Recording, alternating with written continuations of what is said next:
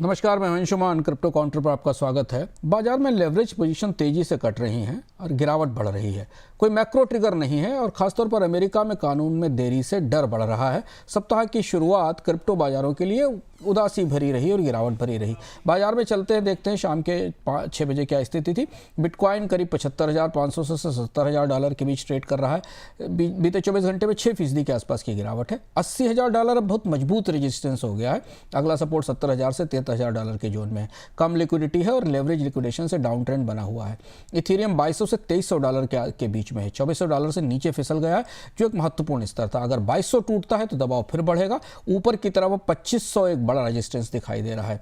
ETF का outflow बढ़ रहा है और मैक्रो जोखिम भी इथेरियम को सीमित कर रहे हैं। सोलाना 95 से 100 डॉलर के दायरे में है। एक दिन में करीब 11% की गिरावट है। हाई बीटा कॉइन रहा है। 105-110 का रेजिस्टेंस है। 90 डॉलर अगला बड़ा सपोर्ट है।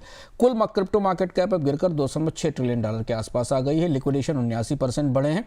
520 मिलियन डॉलर के ओपन इंटरेस्ट हालांकि अभी भी उपलब्ध हैं, यानी लेवरेज का रिस्क बना हुआ है। बाजार में आगे भी पोजीशंस काटी जा सकती हैं। इंस्टीट्यूशनल एक्टिविटीज़ में पिछले 10 सेशंस में अमेरिका में बिटकॉइन ETF से करीब 1.9 बिलियन डॉलर का आउटफ्लो हुआ है। IBIT, FBTC जैसे बड़े फंड से लगातार रिडम्पशन पर ने बिटकॉइन पर दबाव बढ़ाया है। हालांकि जनवरी के डेटा में दिखता है कि इथेरियम लिंक्ड ETF में हल्का इनफ्लो भी रहा है, जिससे संकेत है कि कुछ संस्थान बिटकॉइन से हटकर इथेरियम सेंट्रिक रणनीति अपना रहे हैं। व्हाइट हाउस ने बैंक और क्रिप्टो कंपनियों के साथ बैठकें तय की हैं, जिसमें स्टेबल कॉइन ब्याज और मार्केट रूल्स पर कानूनी प्रक्रिया को सुलझाने की कोशिश की जाएगी। अमेरिका का मुख्य क्रिप्टो मार्केट स्ट्रक्चर बिल टल गया है। अब 2026 की पहली तिमाही में चर्चा की उम्मीद है और इस देरी के कारण एक्सचेंज और स्टेबल कॉइन ईश्वर सतर्क बने हुए हैं। कानूनी खबरों में दूसरी तरफ ये कि सीनेट की एग्रीकल्चर कमेटी एक अलग बिल को स्पॉट क्रिप्टो मार्केट की तैयारी कर रही है, जिसमें CFTC को, यानी जो वहाँ का कमोडिटी रेगुलेटर है, उसे ज़्यादा अधिकार मिल सकते हैं। अमेरिका के मुकाबले रेगुलेशन को लेकर यूरोप और यूके में तस्वीर काफ़ी साफ है। यूके का माइका और यूके का FCA फ्रेमवर्क तेजी से आगे बढ़ रहा है, जिससे कि अमेरिका की जो कंपनियां हैं उनके लिए इस क्षेत्र में, यूरोप के क्षेत्र में काम करना आने वाले दिनों में ज़्यादा आसान हो सकता है। एक्सचेंज और कॉर्पोरेट खबरों में जो हाल की गिरावट है, ETF का आउटफ्लो है, उसे रेगुलेटरी देरी से जोड़ा जा रहा है। एक्सचेंज वॉल्यूम तो बढ़ा है, लेकिन अब इस गिरावट के बाद रिस्क के कंट्रोल सख्त किए जा रहे हैं।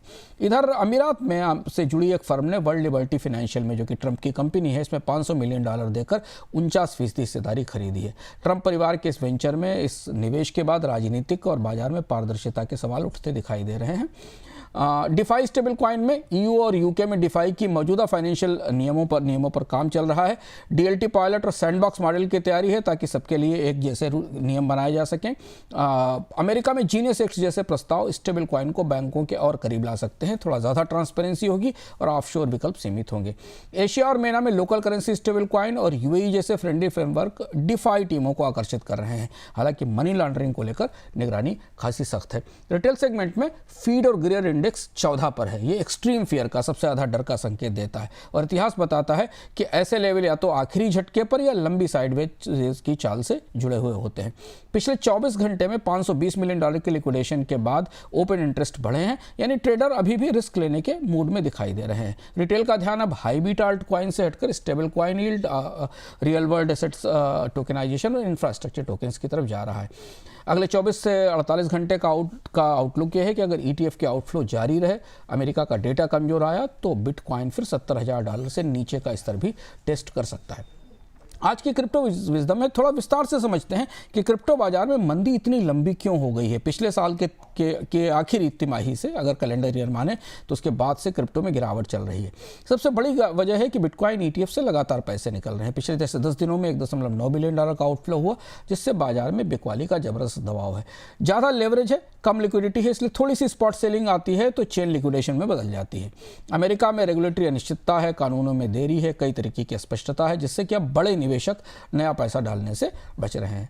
तो आपके दिमाग में सवाल होगा कि वापसी के ट्रिगर क्या होंगे। ETF का आउटफ्लो थमना या पलटना एक महत्वपूर्ण ट्रिगर होगा। लंबे समय के लिए अगर ETF का आउटफ्लो थमता है या इसमें वापसी होती है तो फिर बाजार में निवेश आएगा और ये भी संकेत जाएगा कि बड़े खिलाड़ी ये बाजार से मुनाफा वसूली पूरी कर चुके हैं।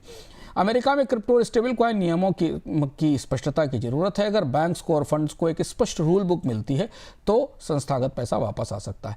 मैक्रो स्तर पर नरम महंगाई के आंकड़े, सेंट्रल बैंक अगर ब्याज दरों में कमी का संकेत देते हैं तो क्रिप्टो जैसी जो रिस्क एसेट्स हैं उनको सहारा मिलेगा और बिटकॉइन $80,000 से ऊपर जा सकता है, जहां ये डिमांड टिक सकती है। अभी फिलहाल शॉर्ट कवरिंग है और शॉर्ट कवरिंग के कारण बाजार में कोई स्थायी रुख बनता नहीं दिख रहा है। क्रिप्टो भावना से नहीं, लिक्विडिटी और नियमों से चलता है। जब पैसा वापस आने लगेगा और नियम साफ होंगे तभी असली और अच्छी रिकवरी दिखाई देगी। उससे पहले हर उछाल नाजुक है। इस फेज में अपनी रणनीति साफ रखें। क्यों होल्ड कर रहे हैं, कितना रिस्क करेंगे और कहां स्टॉप लॉस करेंगे, इसे समझना जरूरी है। क्रिप्टो काउंटर में आज इतना ही, फिर लौटेंगे कल अपडेट्स के साथ।